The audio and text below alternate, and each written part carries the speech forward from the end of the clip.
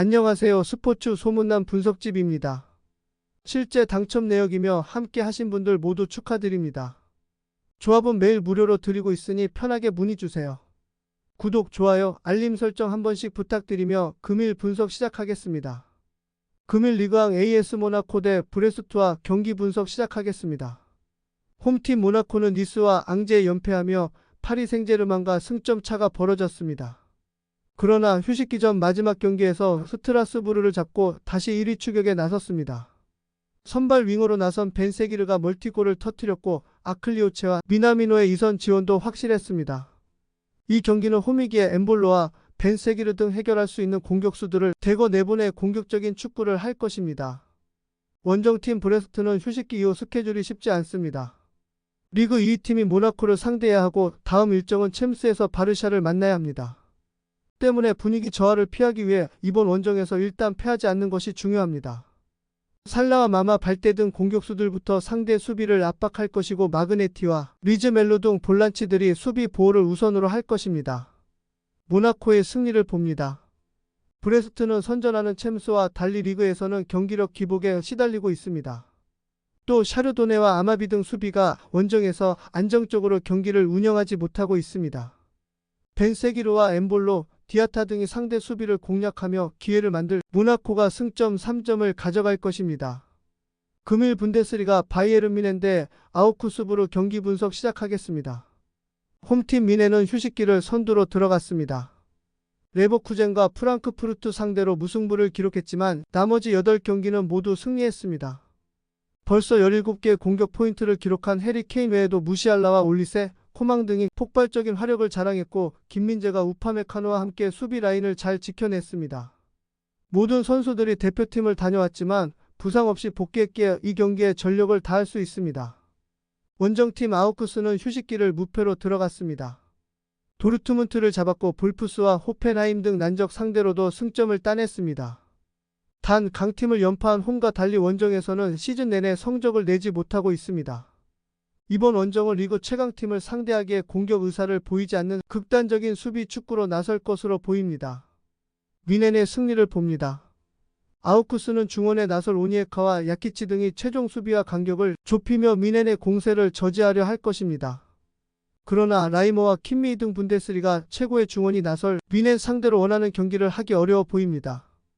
케인과 사네, 올리세가 공격을 주도할 것이고 킴미가 경기 주도권을 가져올 뮌헨이 무난하게 승리할 것입니다. 금일 프리메라리가 헤타페 대 바야돌리드 경기 분석 시작하겠습니다. 홈팀 헤타페는 휴식기 전 연패를 당하며 강등권으로 떨어졌습니다. 오사수나와 비아레알 등 상위권 팀 상대로도 승점을 따냈었는데 셀타와 지로나에 연패했습니다.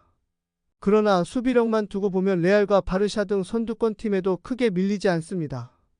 파라과이 팀의 핵심 센터백인 알더레테를 비롯해 리코와 두아르테 등 탄탄한 수비진이 있고 아람바리가 수비 보호를 잘해주고 있습니다.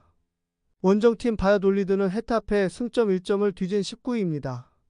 알라베스 원정에서 승리하며 기세를 올리긴 했지만 그 이후 3경기에서 승점 1점 추가가 매우 아쉬웠습니다.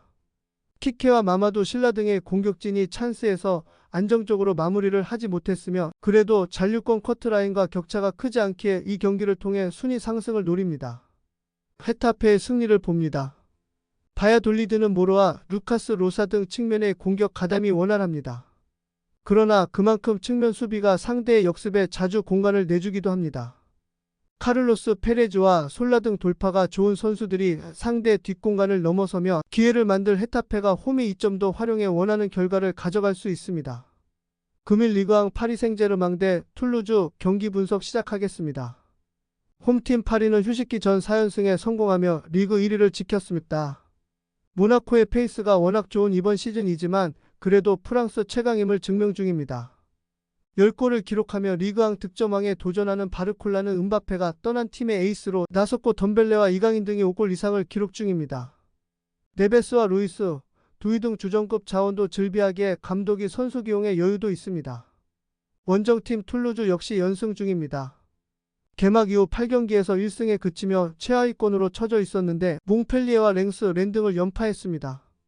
유럽에서 경쟁력이 떨어졌다는 평가를 들었던 조슈아 킹이 부활에 성공하며 아부크랄과 함께 팀의 공격을 이끌었고 시에로의 중원 존재감이 좋았습니다. 파리의 승리를 봅니다.